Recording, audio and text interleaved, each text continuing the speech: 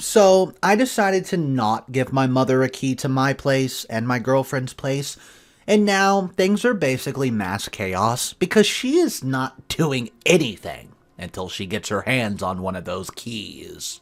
I'm 25 and male and have been dating my girlfriend Lacey for 6 years. We met when she was a freshman because she became friends with one of my close friends, and I was enamored with her immediately after seeing her. After a couple years of saving, we decided we wanted to take the next step and buy a house together. Nothing big, just like apartments or a townhouse. With the help of Lacey's father, we purchased a townhouse a month ago. Now for some background that led to my decision not to give my mom a key. My mother has never liked Lacey. There was and always is a complaint. Her dyed hair, her revealing clothes, her clothing style, her facial piercings, yada yada, her tattoos, ugh. The most recent complaint is that Lacey only works a few part-time hours while I work full-time. Lacey is a PhD neuroscience student, but even if she wasn't a student, it's not her business how our dynamic works. If she can't act amicably towards my other half, who hasn't been nothing but kind to her, then I don't want her having access because I know she's just going to intrude. On to the issue at hand, though.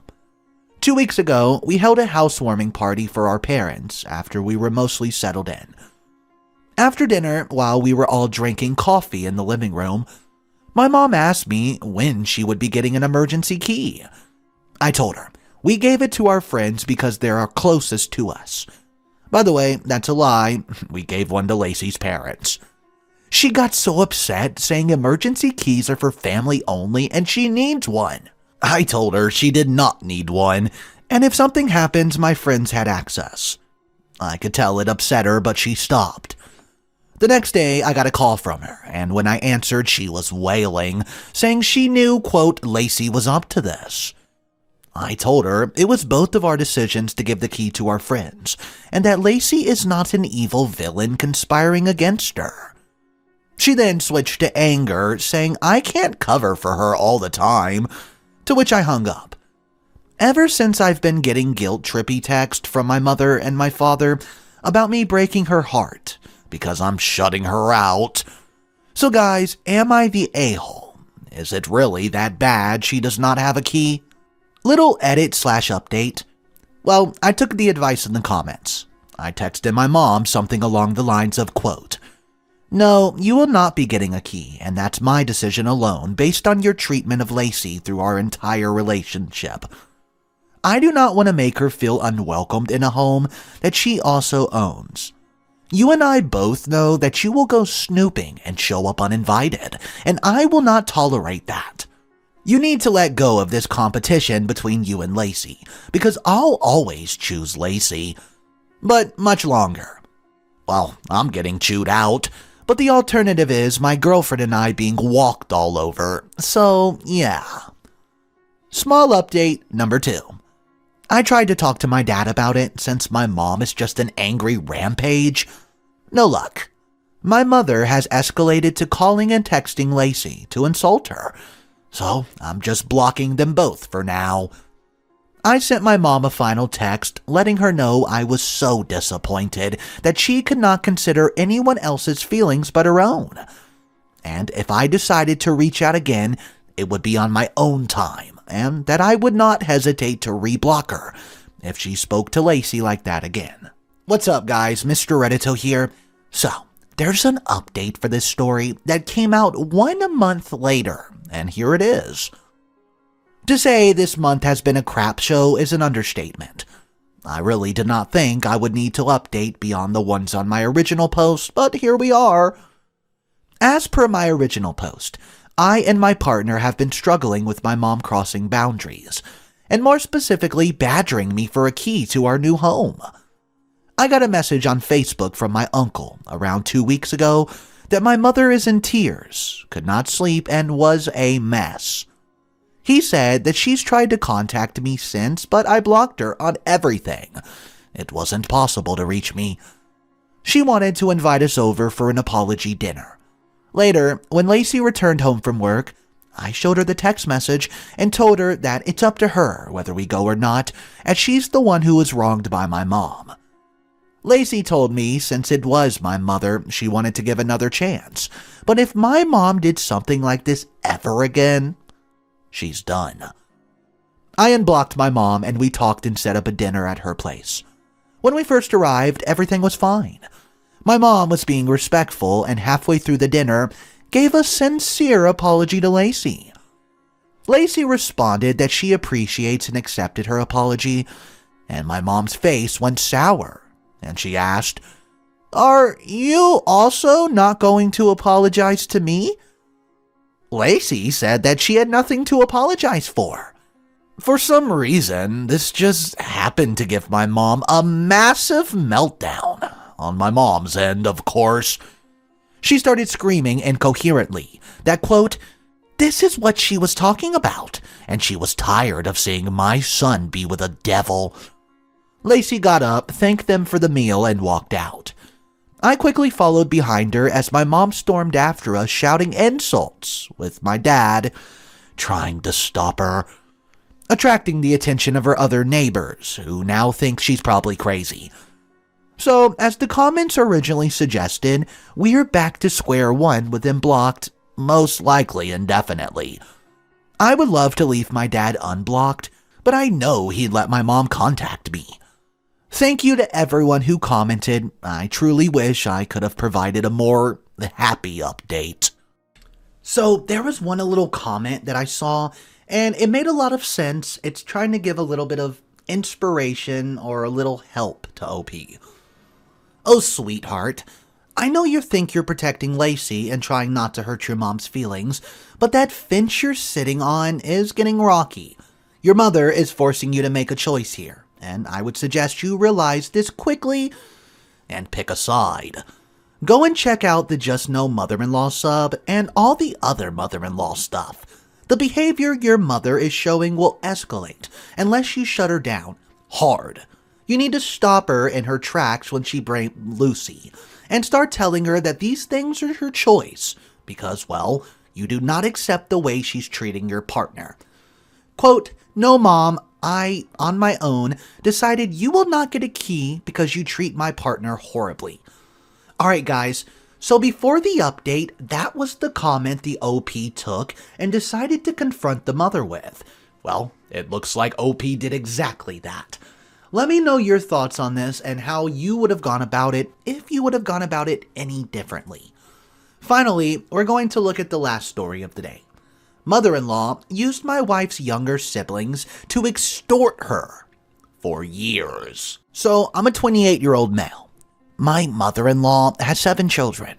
My wife is the second oldest, and along with her older brother, are children from a previous relationship.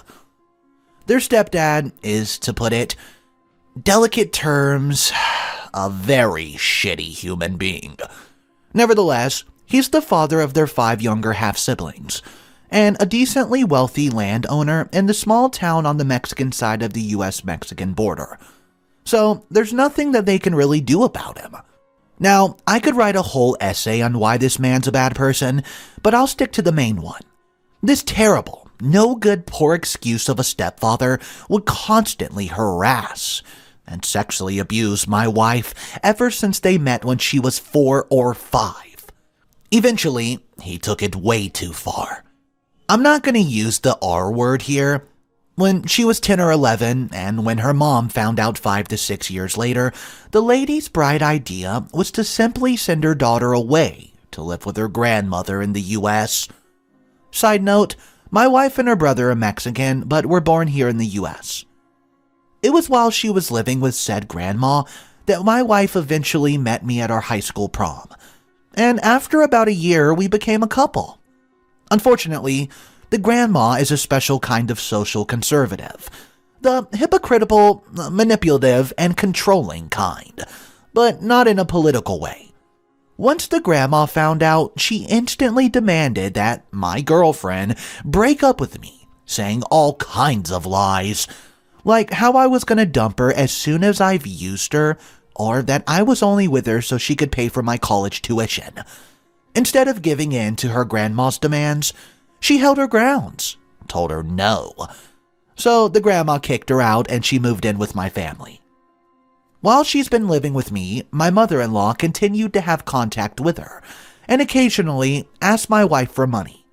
Now, I should point out that it was often my wife's own initiative to send her money to help out mom and siblings with the basic necessities, such as food, clothing, household supplies. The stepdad, well, he's notoriously cheap. All the while, this undeserving man would hold his children as emotional hostages through my mother-in-law to extort some emotional concessions out of my wife, such as getting her to tell him happy birthday, to act more as a daughter to him, or to apologize for hurting his feelings on social media.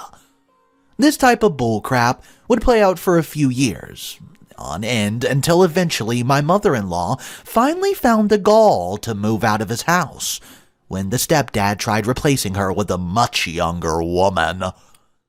During this period, my wife would send even more money to her mom so she could afford rent and other living expenses until she could get a job and get on her feet. Unfortunately, this period of independence was rather short, as she returned back into stepdad's arms, quote, for the children's sake, within 2 months' time. Additionally, this woman had decided that the best time to tell her beloved daughter that she cares so much about that she was moving back in with that heinous excuse of a human being on her birthday of all days. Well, things got even worse when she announced that they got married shortly after. Naturally, they stopped talking for a while. After making up some time later, my mother-in-law began pushing my wife and brother-in-law to earnestly begin the process of obtaining green cards for herself and the other siblings. All 3 of us largely suspected the real reason she wanted them was so the stepdad could use to get papers and re-enter the U.S. But we continued with the process anyways, because of the kids at least. After all, they have no part in whatever beef is going on between us adults, even if some of them are adults now. And here's some context to break it down. The stepdad used to live here in our city of residence. It's where he met my mother-in-law after all, but was deported after serving time for a violent squabble involving a shotgun and the grandma's husband, my mother-in-law's stepdad. My mother-in-law was also in a case involving Child Protective Services because of the terrible and unsanitary living conditions my wife and brother-in-law endured while they lived under their grandma's household. Instead of risking the loss of her children, my mother-in-law fled with her then-boyfriend, now my wife's stepdad, across the border, and it's where they've been ever since. They both want to return to the States, and the youngest 3 siblings were born in Mexico. In the 2 years since they've started the paperwork, they were somewhat successful in getting their mom's charges dropped by use of some sort of plea deal. Since the case happened so long ago, however, instead of being grateful for all the hard work and money her 2 children have put into this, my mother-in-law became increasingly impatient with how long the process was taking. Like she was owed all their efforts by the very fact she gave birth to them and raised them. Her impatience continued to escalate, even as my brother-in-law faced increasingly difficult in affording the legal fees. Eventually, a simple clarification question on this one financial matter led to my mother-in-law going into a full-on woe-is-me mania over how ungrateful her kids have been, that my brother-in-law's was starting to act like his stepdad, that he's being cheap, he's hypocritical, and other bizarre lies and accusations. Still, even with that outburst, they continued chugging along with the process, all for the sake of their siblings. It wasn't until my brother-in-law fell on even harder times, when his fiancée broke off their engagement, and his baby mama from a previous relationship began demanding greater child support. Did the entire process stop? My mother-in-law continued demanding this one letter from our local police department to continue the process on her own, but my wife and I simply had no inclination to oblige her anymore. So soon, my mother-in-law, desperate enough to reach out to her estranged cousin to obtain that all-important letter from us. Now, this was a complete revelation to the both of us. We had absolutely no idea that my wife had any other family members living in our city. Up to that point, at least, the only blood family my wife had any sort of contact with was her mom, her venomous grandma, and her also venomous aunt on the same age. My mother-in-law's cousin was nothing like them. She seemed more normal and stable, you know? Eventually, she invited us over to her home where the larger extended family was. My wife's grandma's brother and sister and some of their children, just to welcome us into the family. It was absolutely amazing to see them so eager to have her rejoin their family, trading stories and jokes that she had not heard ever since she first left the United States. I'm quite hopeful that she can finally have the family she always wanted that's actually related to her. Anyways, my mother-in-law's cousin suggested we just hand over the letter to her on the condition that my mother-in-law does not ask anything of us again. So far, my mother-in-law has not contacted us ever since. Not even for my wife's latest birthday. Ugh, oh well. The cousin and fam had been encouraging my wife to get in contact with her real dad, who also happens to live in our city with another family of his own, just to get a hold of the real story behind what happened between him and my mother-in-law's breakup. They believe that there's likely more to the story than what my wife have been told about her dad. And given this enormous amount of lies and deceit that often spews out of my wife's grandma, I completely am unsurprised that that would be the case. However, my wife is in absolutely no hurry to get in contact with her dad, but she has reached out, just waiting for a reply now. After all, the man had never reached out to her, and now he has another family with a different woman. I found some comments that the OP replied to. A couple of them will read back to back. Whoa, what a story. Crazy in-laws for real. Stop sending money. Time to go no contact with him. Her mother chooses to be with your wife's physical abuser. Think about that. OP says, totally agree. Also, I refuse to call him an in-law. It's just not going to happen. Here's the second comment. I'm betting that piece of crap that your wife's egg donor married wants back in your country to escape from the consequences of his actions and behavior. Probably also to take control of your wife as well. And here's what OP has to say about that accusation. He's already living here in the US now, possibly longer than I've been alive. Don't know if he's here legally or not, though. So guys, what do you think of that?